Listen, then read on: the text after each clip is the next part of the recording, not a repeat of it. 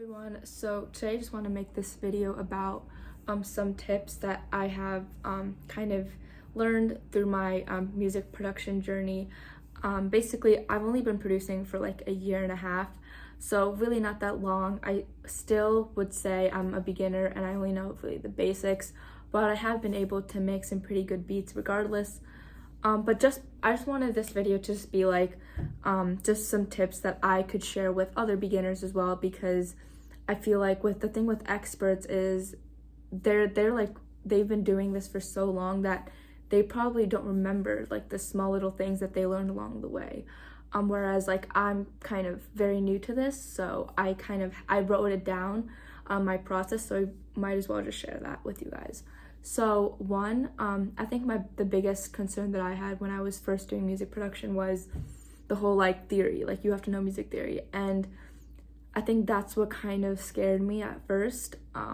But you really don't need to know that much music theory. I would just say there are some videos that kind of cover the basics that you might need for music production if you want to like make something that sounds good. I would just focus on, understanding what key signatures are, scales, chords, chord progressions. Those are like the basics. The rest, I mean, it could obviously help, but it's not necessary. And also some key tools to start off with. So I know a lot of music producers, they have like a variety of different tools and they're very expensive. And if you're just starting out, I would recommend maybe like start off with GarageBand, because that's how I started off. And a lot of music producers, I feel like they might have started off with GarageBand, then made the transition to like a DAW that has more flexibility. But I think starting with GarageBand, if you're very like unsure if you want to like pursue this and if you want to just try it out, GarageBand can help. And also if you have like any headphones, it could be just like Apple headphones or whatever. It doesn't have to be professional headphones. That's what I kind of used to make some songs and some beats initially for like a good year. And I actually today just got 2 new things, but I've been using it for a year and a half, just those things. And then if you have other instruments like guitar or like bass or drums or whatever, you can just connect it. I mean, drums you can't, but you can just use a mic to capture the sound with that. Okay. Another thing is, if you have a guitar or bass or something and you want to play it on your DAW, I would recommend you get an audio interface, which is basically, it converts that physical like audio to a digital form so that your computer can process it, so you can actually like convert whatever you play into the computer. So that's obviously like if you know how to play guitar or play bass and you want to add that to your music, get an audio interface. I think before you learn how to mix and master, practice making beats itself without that mixing and mastering, because mixing and mastering comes after you have the production done. So first learn like how to make chord progressions, and then coming up with the melody, coming up with the drum beat pattern, learning that's like super important, and then move on to mixing and mastering. So maybe when you have a couple beats down or you have a song ready to go, you can watch some mixing and mastering tutorials to like edit alongside watching the video, so you have like a product to work on. Another thing is, a lot of times when you're starting out, you might feel like you don't know much, right? And you're just consuming all this content off of YouTube and just trying to understand. But I would say to keep a balance with consuming material and actually making material. Even if you're still in the beginning, like even if you're still not really sure how things work, I would just experiment, because like you learn a lot just from experimenting around, and you kind of get a better understanding of what your style is the more like beats you try making and things like that. So so consume and create at the same like simultaneous, or like relatively like together, right? So maybe like one day you focus on learning and second day you focus on trying to create something, like just kind of alternating like that. Don't fully focus on, okay, I'm going to spend the first few months just fully learning. I feel like it just might be better to do a mix of both. and it would really take you far in terms of figuring out your style, what you like, what you don't like. So yeah. And a really good way to start like learning how to produce is to like take your favorite songs and try remaking them, because then you're like trying to emulate a certain sound that other songs have, and you're getting a better understanding of all the tools and the little plugins, like the stock plugins that the DAW provides.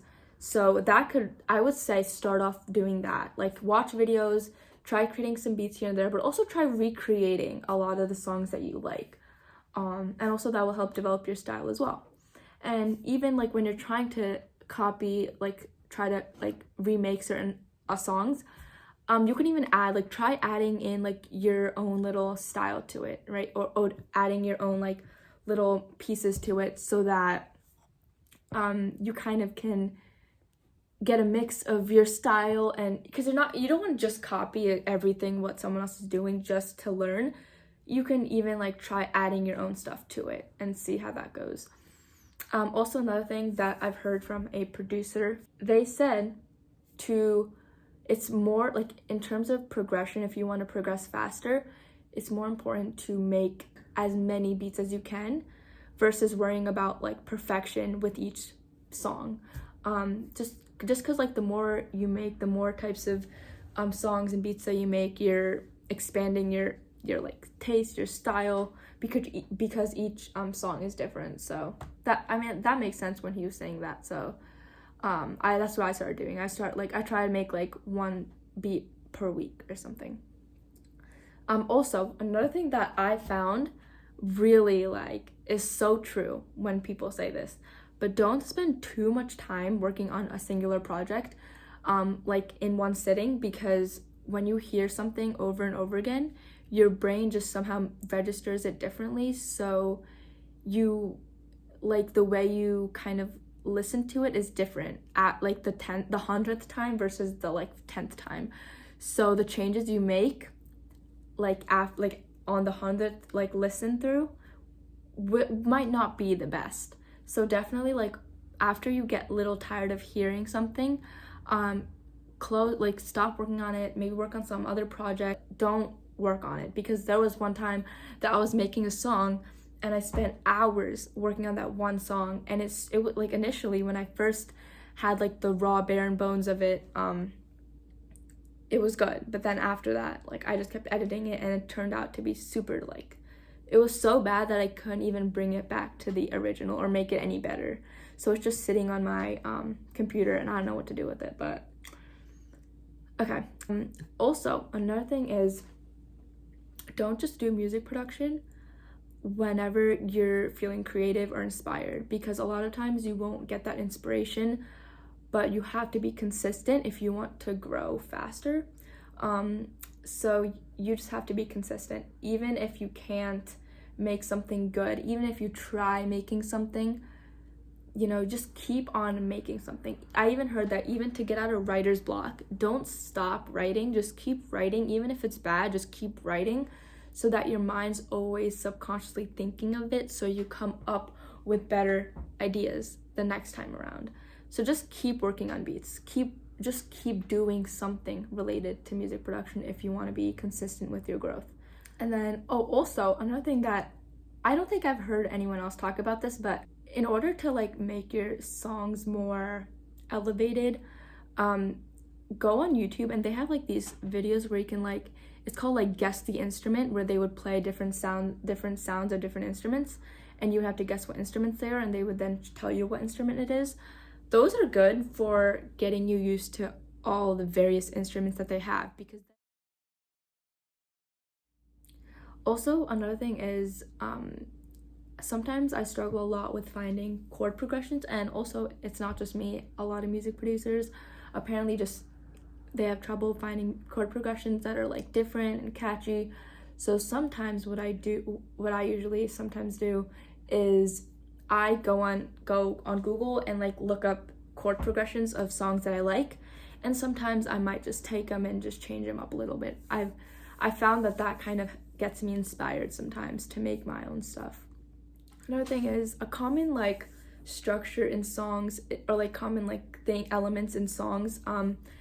You have like a bass line, you have a drum beat sometimes, a chord progression, and then guitars are good for rhythm and like moving it along. And then sometimes a lot of people use synths to add to their, like, add some kind of background to their songs, which is, you know, it's like what a lot of people do. What else? Also, if you want to make your vocals sound like when you put on headphones and you kind of hear the sound like everywhere in like different sections, usually what you can do is when you're recording your vocals, record it several times and layer it. Because when you layer it, you can pan one of the layers left and pan the other layer right, and then you hear like this overall sound everywhere, and it's just beautiful. You can even do that for like piano parts and other instruments, but I usually do that for a lot of my vocals when I'm recording those. And also, they also have a lot of free beats on YouTube. I know there's like a lot of websites that are like paid and you have to like purchase beats and stuff, but on YouTube you can use it. Some of them are free, some of them they're free only if you don't put it on Spotify or like something.